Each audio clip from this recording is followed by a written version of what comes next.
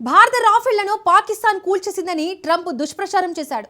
Rafale ఫైటర్ల విషయంలో పాకిస్తాన్ అబద్ధాల గురించి ఎంత తక్కువ చెప్పుకుంటే అంత మంచిది.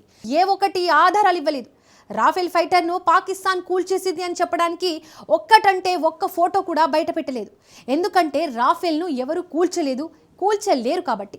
ఒకవేళ ఆ విమానాలు నిజంగా విఫలమైతే భారత్ మళ్ళీ వాటినే ఎందుకు కొనాలనుకుంటుంది? అవును, భారత్ భారీగా రాఫెల్ ఫైటర్లను కొనబోతోంది.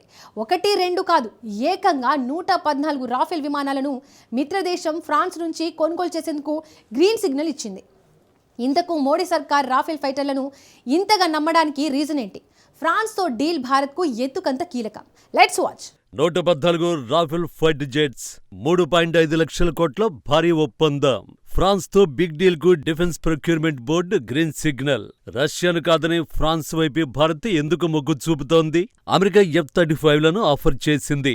రష్యా Su-57లను మన దేశంలోనే తయారు చేస్తామంది. విడి భాగాలను భారత్లోనే తయారు చేసుకునేలా టెక్నాలజీ బదిలీకి ముందుకొచ్చింది. కానీ భారత్ మాత్రం మరో మిత్రదేశం ఫ్రాన్స్ తో డీల్ కే సిద్ధపడింది. అది కూడా ఆపరేషన్ సింధూర్ సమయంలో ఫెయిల్యూర్ ఫైటర్ జెట్లుగా అమెరికా, చైనా, పాకిస్తాన్ ముద్ర వేసిన రాఫెల్ విమానాలని కొనాలనుకుంది. 1-2 కాదు, ఏకంగా 3.5 లక్షల కోట్ల రూపాయలతో 114 యుద్ధ విమానాలు కొనుగోలు చేయాలని డిసైడ్ అయింది. ఫ్రెంచ్ విమాన నిర్మాణ సంస్థ డసాల్ట్ నుంచి 114 రాఫెల్ యుద్ధ విమానాల కొనుగోలు ప్రతిపాదనకు డిఫెన్స్ ప్రొక్యూర్మెంట్ బోర్డు ఆమోదముద్ర వేసేసింది. ఈ ప్రతిపాదన ఇక రక్షణ మంత్రి రాజ్నాథ్ సింగ్ నేతృత్వంలోని రక్షణ మంత్రిత్వ శాఖకు చెందిన అత్యున్నత నిర్ణయ విభాగమైన డిఫెన్స్ అక్విజిషన్ కౌన్సిల్ స్థాయిలో ఆమోదం పొందడం, ఆ తర్వాత ప్రధాని మోడీ అధ్యక్షతన పనిచేసే భద్రతకు సంబంధించిన కేబినెట్ కమిటీ ఆమోదం తెలపడం ఒక్కటే బ్యాలెన్స్. కానీ రాఫెల్ ఫైటర్ జెట్ల వైపే భారత్ ఎందుకు మొగ్గు చూపుతోంది? బెస్ట్ ఫ్రెండ్ రష్యాను కాదని ఫ్రాన్స్ తో ఒప్పందానికి ఎందుకు సిద్ధపడుతోంది? గత ఏడాది చివర్లో భారత్ కు రష్యా ఓ బంపర్ ఆఫర్ ఇచ్చింది.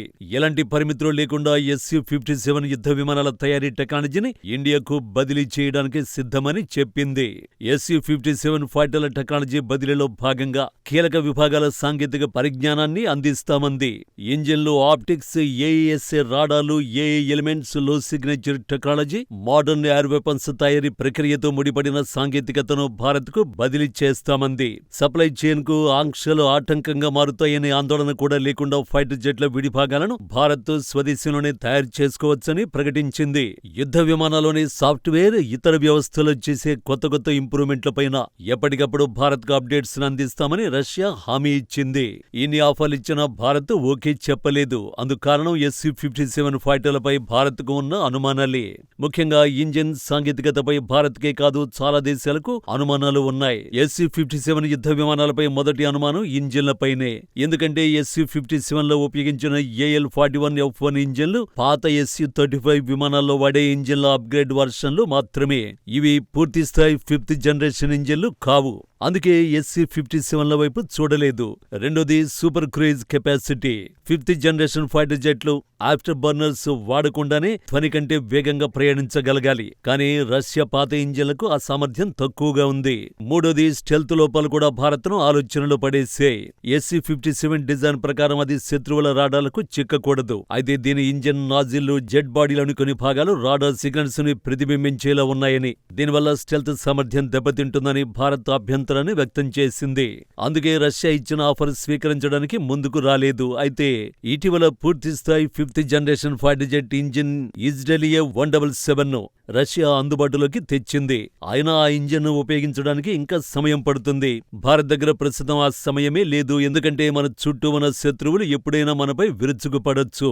ప్రస్తుతం భారత వాయుసేన అమలుపొదిలో Mirage 2000, Sukhoi 30 MKI, Jaguar, Tejas, Rafale యుద్ధ విమానాలు ఉన్నాయి. అత్యాధునిక తేలికపాటి హెలికాప్టర్ ధ్రువ్, బహుముఖ పోరాట విధులు నిర్వర్తించగల హెలికాప్టర్ ప్రచండ్, దాడి చేసే హెలికాప్టర్లు రుద్ర, అపాచీ, భారీ సామగ్రిని తీసుకువెళ్లగల చినుక్ హెలికాప్టర్, రవాణా విమానాలైన C-17, C-295, C-130 విమానాలను వాయుసేన సమకూర్చుకుంది. C-17, C-130 రవాణా విమానాలు ప్రపంచంలో ఏ మూలకైనా సైనికులను, యుద్ధ సామగ్రిని తీసుకెళ్లగలవు. అయినప్పటికీ మన దగ్గరున్న యుద్ధ విమానాల సంఖ్య శత్రువులతో పోల్చితే చాలా తక్కువ. పైగా మిగ్ ఫైటర్లను ఇప్పటికే రప్పించారు. సంఖ్యాబలం పరంగా ప్రపంచంలో మూడో అతి పెద్ద వైమానిక దళంగా నిలుస్తున్నప్పటికీ భారత వాయుసేన ప్రస్తుతం యుద్ధ విమానాల కొరతను ఎదుర్కొంటోంది. చైనా దగ్గర 2000కు పైగా యుద్ధ విమానాలున్నాయి. మరో శత్రుదేశం పాకిస్తాన్ వద్ద 450 యుద్ధ విమానాలున్నాయి. అటు బంగ్లాదేశ్ కూడా భారీగానే యుద్ధ విమానాలు కొనుగోలు చేస్తోంది. కానీ మన దేశ ఎయిర్ ఫోర్స్ దగ్గర ఉన్న యుద్ధ విమానాల సంఖ్య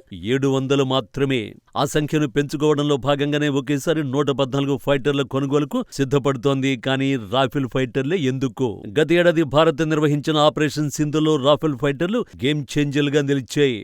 పాకిస్తాన్ పీఓకేలని 9 ఉగ్ర శిబిరాలను లక్ష్యంగా చేసుకుని రాఫెల్ జెట్లు ఖచ్చితమైన క్షిపణి దాడులు చేశాయి.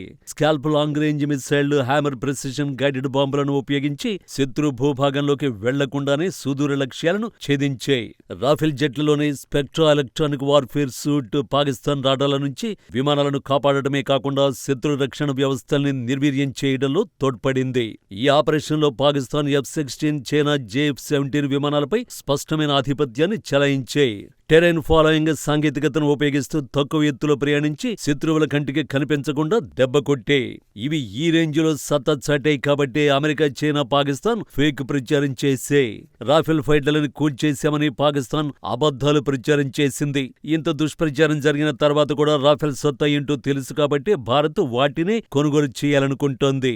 కానీ అదొక్కటే రీజన్ కాదు. France rafales made in India brand గా మారడం కూడా. తాజా ఒప్పందం ప్రకారం 114 విమానాల్లో సుమారు 96 విమానాలను భారత్లోనే స్థానిక భాగస్వామ్యంతో తయారు చేస్తారు. మిగిలిన 18 విమానాలు నేరుగా ఫ్రాన్స్ నుండి వస్తాయి. భారత్ అత్యంత శక్తివంతమైన రాఫెల్ F-4 లేదా భవిష్యత్తులో F-5 వర్షన్ను కొనుగోలు చేయనుంది. ప్రస్తుతం F-3R వర్షన్ను వాడుతున్నారు. తాజాగా F-4 వర్షన్ను డసాల్ట్ ఏవియేషన్ సంస్థ రిలీజ్ చేసింది.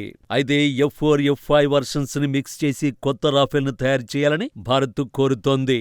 ఆ యుద్ధ విమానాలకు భారత క్షిపణులు, ఆయుధాలను అమర్చేలా సాఫ్ట్వేర్ మార్పులు చేసేలా నిబంధన పెట్టింది. అంతేకాదు, ఈ ఒప్పందంలో భాగంగా ఇంజిన్ తయారీ, ఇతర కీలక విడిభాగాల సాంకేతికతను భారత్కు బదిలీ చేస్తారు. వివరంగా చెప్పాలంటే సింధులో శత్రువులను వణికించినవి ఫ్రాన్స్ రాఫెల్స్ అయితే ఫ్యూచర్లో ఎనిమిల అంతు చూసేది మేడ్ ఇన్ ఇండియా రాఫెల్ ఫైటర్లే. ప్రధాని మోడీ, ఫ్రెంచ్ అధ్యక్షుడు మ్యాక్రాన్ మధ్య ఫిబ్రవరిలో సమావేశం జరగబోతోంది. ఆ భేటీలోనే భారత్, ఫ్రాన్స్ ఈ ఒప్పందంపై సంతకాలు చేసే అవకాశం ఉంది. వన్స్ డీల్ ఫైనల్ అయితే శత్రువు భారత్ వైపు చూడాలన్నా 1కి 100 సార్లు ఆలోచించుకోవాల్సిందే.